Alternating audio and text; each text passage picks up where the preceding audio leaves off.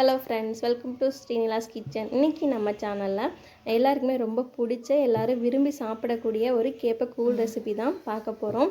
இது வந்து பார்த்திங்கன்னா அப்படியே அந்த பாட்டி செய்கிறதெல்லாம் வந்து அப்படியே நான் அதில் காமிச்சிருக்கேன். எங்கள் அம்மாச்சி சொல்லி கொடுத்ததை நான் உங்களுக்கு காமிச்சிருக்கேன். ரொம்ப சூப்பராகவும் டேஸ்ட்டாகவும் இருக்கும்.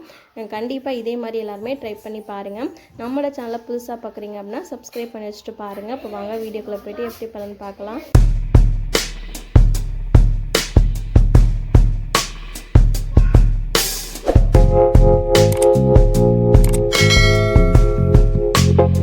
இதை செய்கிறதுக்கு ஃபஸ்ட்டு பார்த்திங்கன்னா ஒரு டம்ளர் கேப்பை மாவை வந்து தண்ணியில் கரைச்சி காலையிலே வந்து புளிக்க வச்சுட்டேன். காலையில் புளிக்க வச்சோம் அப்படின்னா இதை வந்து செய்கிறதுக்கு சாயந்தரம் வந்து கரெக்டாக இருக்கும். மாவை இந்த மாதிரி புளிக்க வச்சு செய்யும்போது டேஸ்ட் வந்து ரொம்ப சூப்பராக இருக்கும். அப்பயே கரைச்சி அப்பயே செய்கிறத விட இந்த மாதிரி புளிக்க வச்சு பண்ணி பாருங்கள், டேஸ்ட் ரொம்ப சூப்பராக இருக்கும். இந்த மாதிரி தான் வந்து எங்கள் அம்மாச்சி எனக்கு சொல்லி கொடுத்துருக்காங்க. அதுக்கப்புறம் பார்த்திங்கன்னா ஒரு பாத்திரத்தில், ஒரு சில்வர் பாத்திரத்தில் ஒரு முக்கால் சட்டி அளவுக்கு தண்ணி வச்சுருக்கேன்.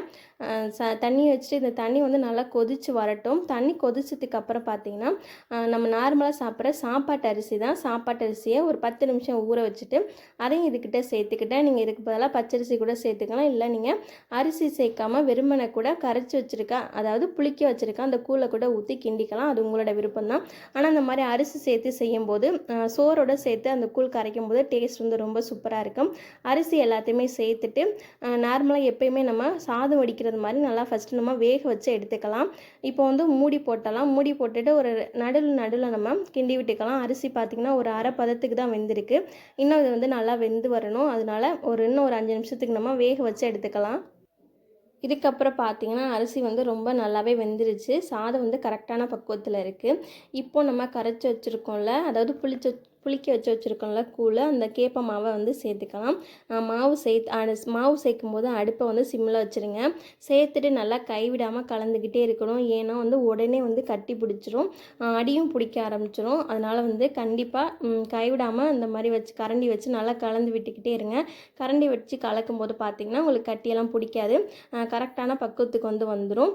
இப்போ வந்து அந்த கூழ் ஊற்றின சட்டிலே பார்த்திங்கன்னா கொஞ்சம் தண்ணி சேர்த்துட்டு, தண்ணி வந்து பார்த்திங்கன்னா சுடுதண்ணி தான் சேர்த்துருக்கேன், பச்சை தண்ணி கிடையாது.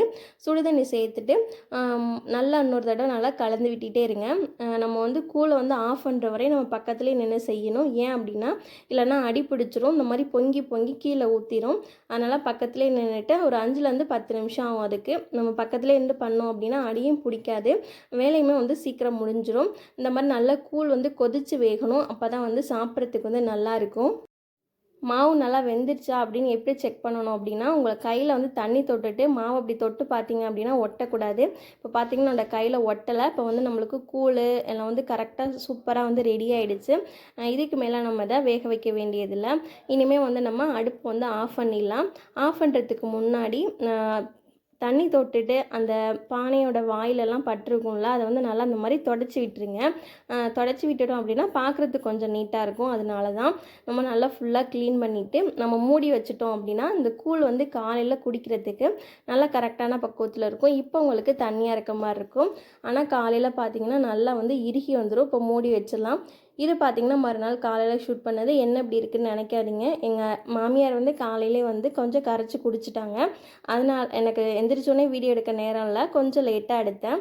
அதனால தான் அப்படி இருக்குது. இதை எப்படி நம்ம கரைச்சி குடிக்கிறது அப்படிங்கிறத பார்க்கலாம்.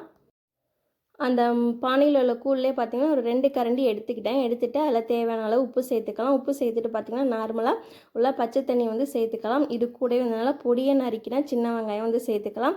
அடுத்து நல்லா 1 டேபிள் ஸ்பூன் வந்து பார்த்திங்கன்னா தயிர் சேர்த்துருக்கேன். தயிர் வந்து ரொம்ப புளிப்பில்லாத தயிராக சேர்த்துக்கிட்டிங்க அப்படின்னா கரெக்டாக இருக்கும்.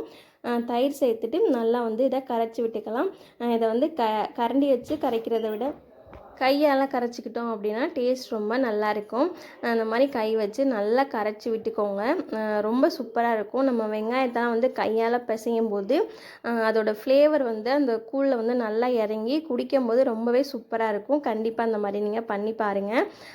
இப்போ வந்து பார்த்திங்கன்னா கொஞ்சம் திக்காக இருக்க மாதிரி இருக்குது. அதனால் நான் இன்னும் கொஞ்சமே வந்து தண்ணி சேர்த்துக்கிட்டேன். தண்ணி சேர்த்துட்டு கரைச்சோடனே பார்த்திங்கன்னா நல்லா கரெக்டாக குடிக்கிற பதத்துக்கு இருந்தது. இதுதான் பார்த்திங்கன்னா கரெக்டான பக்குவம்.